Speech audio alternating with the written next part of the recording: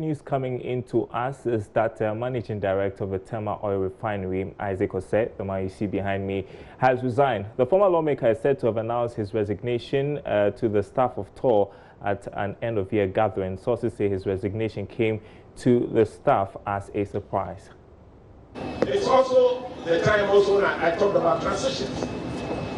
If you are that kind of person, please change and share what you have, the bounty that you have, but sharing also means that you care. And that, I think, is the message that I want to leave. So, I'm in transition. Yesterday, we had a meeting of the board of directors. At that meeting, I presented a letter to the chairman of the board indicating my intention to step down as managing director of this company. Some of you recall that I said all I wanted to do was to get 2 parcels for TOR, after which I think we could run on our own. Now, we've done almost 4 parcels and we have several more to do. So I think that is progress. And for me, it's as good a time to exit as ever. So I have really enjoyed the company of many of you. Some of you have become my friends. And friendship is not just about taking advantage of people. The friendship is about caring for the progress and development of individuals whom you may come into contact with. And I hope that some of the relationships that are built over the years in this place will continue. You may not see me here physically again when I leave on 31st. But you can be assured that if I have a voice anywhere, I will speak up for TOR.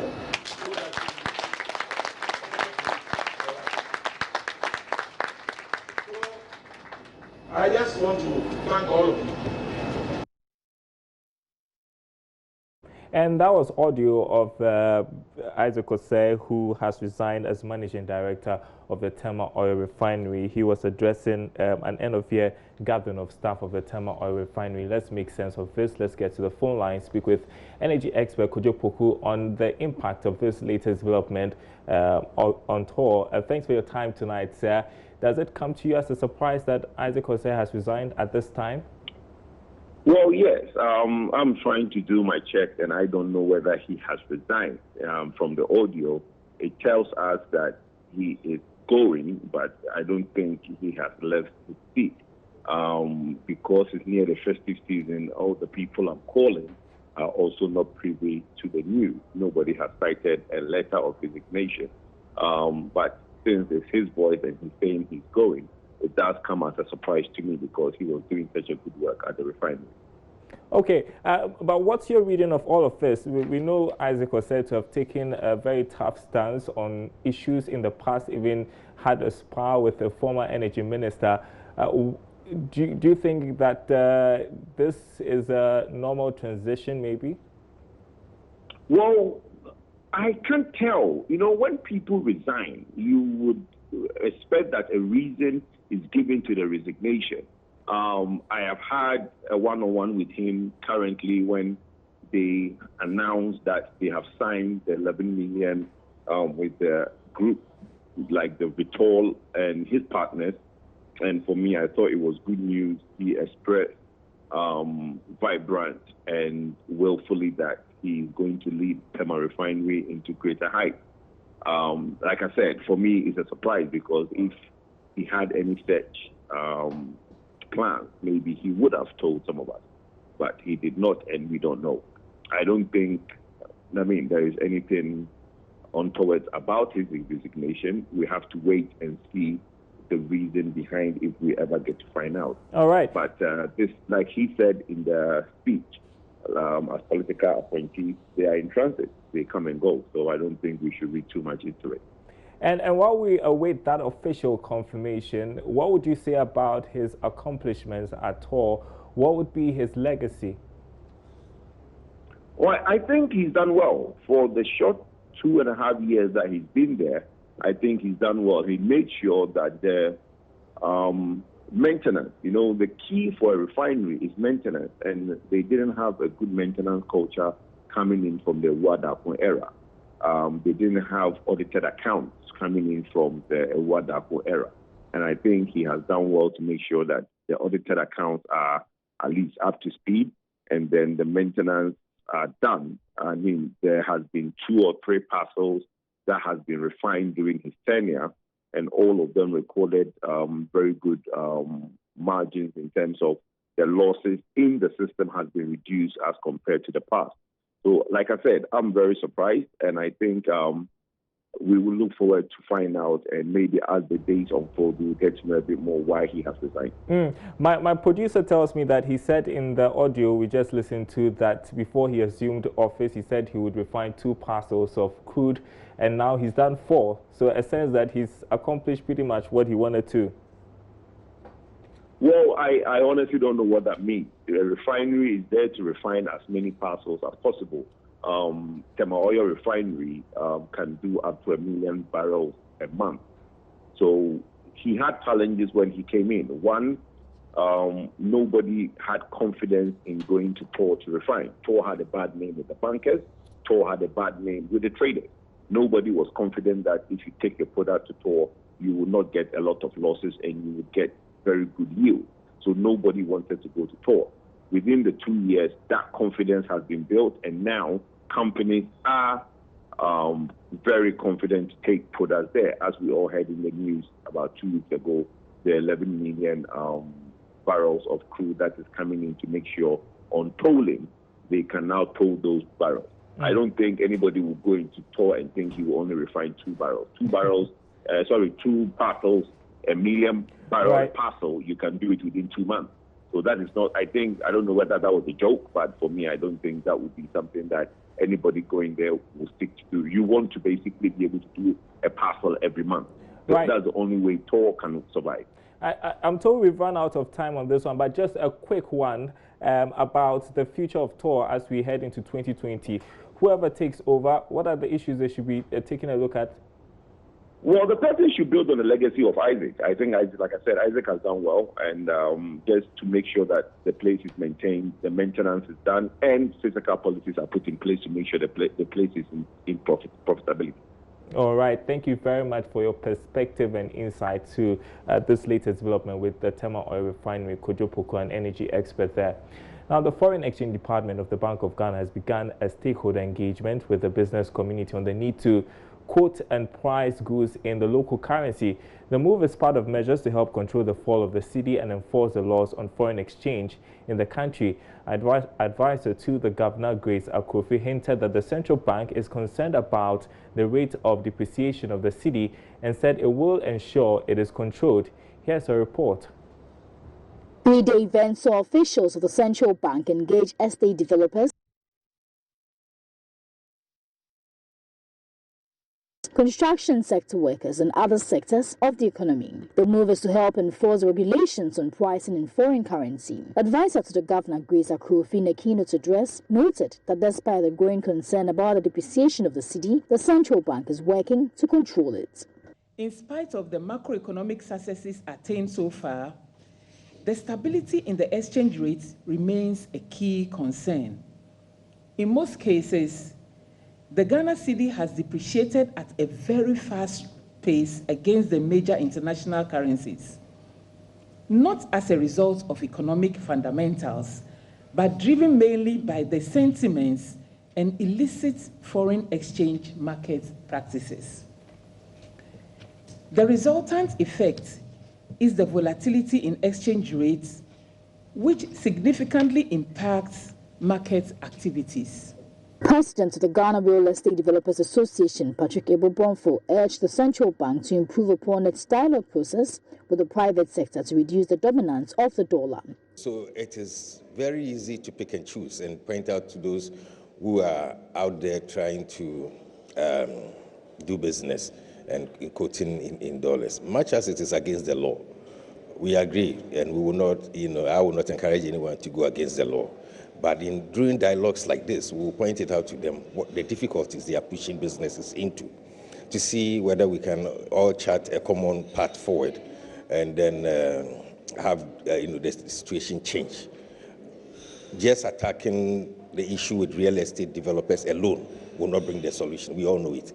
Dialogue meetings like this are very important, and I hope sincerely that when we put our matter or our challenges across to them, we will find a common ground where we can all move forward and find a solution. We all want this country to succeed, and if Ghana prospers, we prosper.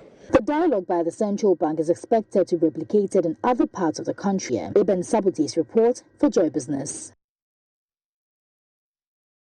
Now, the Bank of Ghana has moved to align its Forex rate with that of the market. It's hitting the profits of some commercial banks. Joy Business is learning that some of the banks have made this challenge known to the central bank. But does this give credence to the fact that some banks were profiting from the challenges facing the city? Well, George Afe has answers in this report. The Bank of Ghana earlier this month announced that it was going to move its official foreign exchange quotes closer to what the market or the commercial banks were offering. This was to avoid a situation where banks were able to profit from this gap. But it appears the regulator wasn't that fast because some banks were indeed profiting from this challenge. Well, is this a big deal after all? Because every bank is in the business of making profit. Well, it is believed that the development was putting some pressure on the Ghana cedi, contributing to its depreciation. We are learning that some of the banks that were heavy in the Forex business and were benefiting from this development have had their profit reduced significantly. For some, the development shows that indeed some banks are benefiting from the current challenges facing the Ghana cedi. But what about those who have also argued that when it comes to determination of rates and regulations, we should allow the forces of demand and supply determine the rates in the country?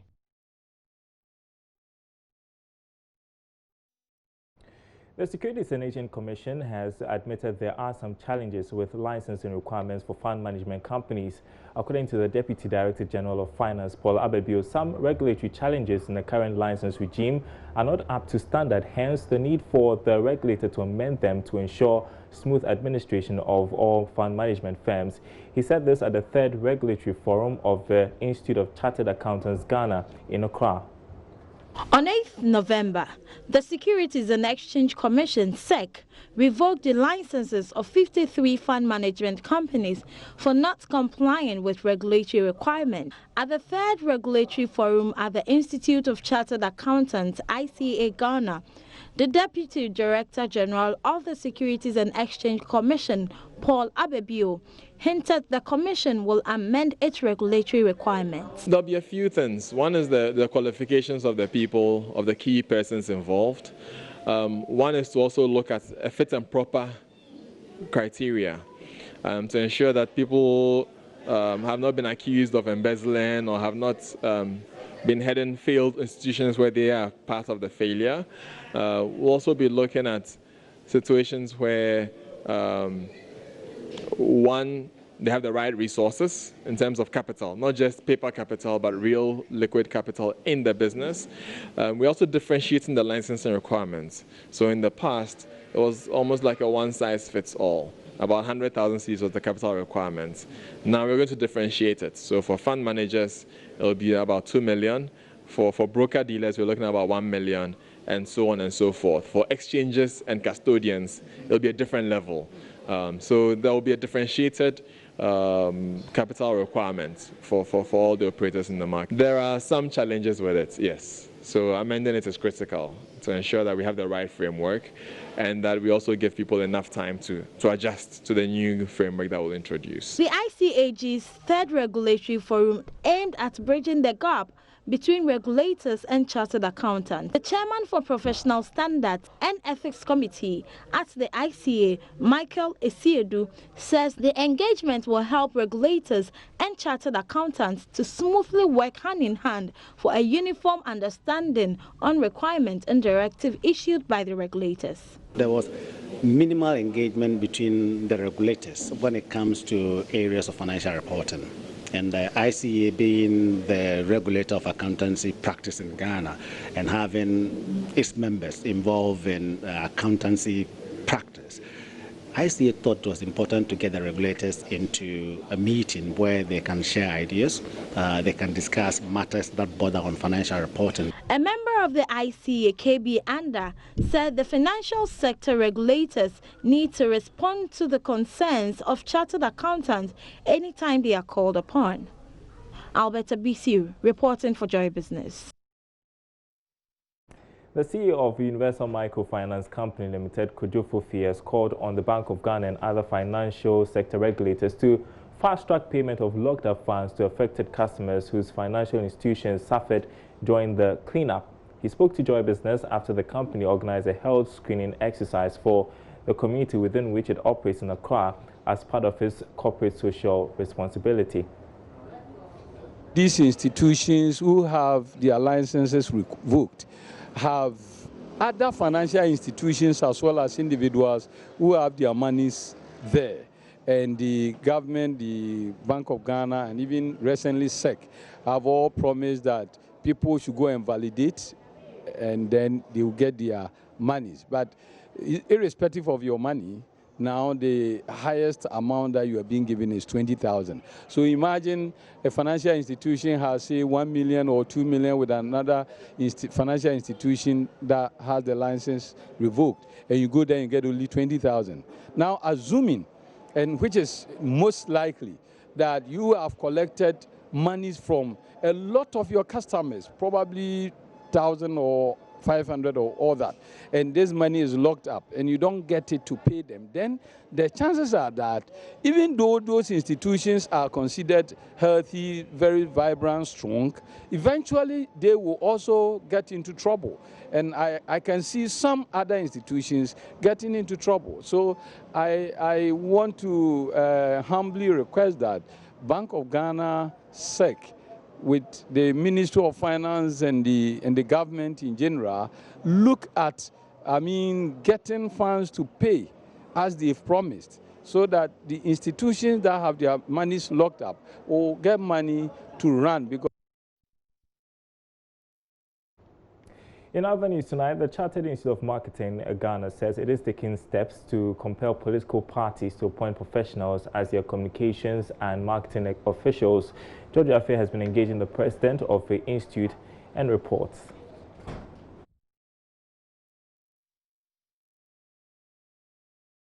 According to the institute, these steps are part of its broad advocacy to help shape marketing of political parties in the country. They believe the political parties should attach some professionalism in the way they do their stuff to ensure that their actions and comments do not negatively affect the economy. Dr. Daniel Kasati is the president of the Chartered Institute of Marketing Ghana. We want to see elections in Ghana go beyond unnecessary insults, trading of insults between political opponents. We have, in the last week or so, seen the example from Britain. Boris Johnson executed his campaign based on just a three-word slogan: get Brexit done. Simple. He didn't need to attack any opponent. The worst he came to was just to say the other guy would not do it. We can do it, so get Brexit done. This message was so strong that was the message that was able to market this political product called Boris Johnson. So if we bring it back home, we want to see a situation where political parties will stay away from just finding people who speak fine English, and every political party now is running for a lawyer to become their communications experts. And some other story that may interest you if you work in the banking sector: the Union of Industry, Commerce and Finance Workers, UNICOF, is asking the Ghana Revenue Authority to immediately rescind its decision to tax clothing allowance of bank staff from 2020. According to UNICOF, the directive has no basis in law, as the issue of taxation was long dealt with when Major Daniel Ablo-Kwako retired, was the commissioner in charge of domestic revenue at the Domestic Revenue Department of the GRA. General Secretary of UNICOF, John Senanu Amegashi, who spoke to Joy Business, accused the GRA of double standards. My colleague, Norman Akwaheford, has been following this latest development. We have never had any engagement with the GRA on this matter in respect of payment of taxation on clothing allowances. They themselves had rules, among other things, giving us the opportunity, or giving the employers opportunity to pay clothing allowances without deducting taxes. And they stated reasons that the purpose is that the clothing must be used exclusively for the purposes of the work. They themselves had ruled on this matter, and that had given us the opportunity to receive the clothing allowances without it being paid. Okay, so tell me, when exactly was this ruling done? If you can just read some of the lines in this particular ruling you are referring to, and exactly what did they say? Because they kind of are saying that they have agreed with you as a union, and for that matter, it's a non-issue. We are very surprised at that. This communication was from Ghana Revenue Authority, dated 7th April 2011. Image or clothing allowance. I quote, "Your appeal was based on the fact that the clothing was to boost the corporate image and business promotion of the company rather than the employee. So the emphasis here is on the company's image and business promotion rather than a benefit to the employee.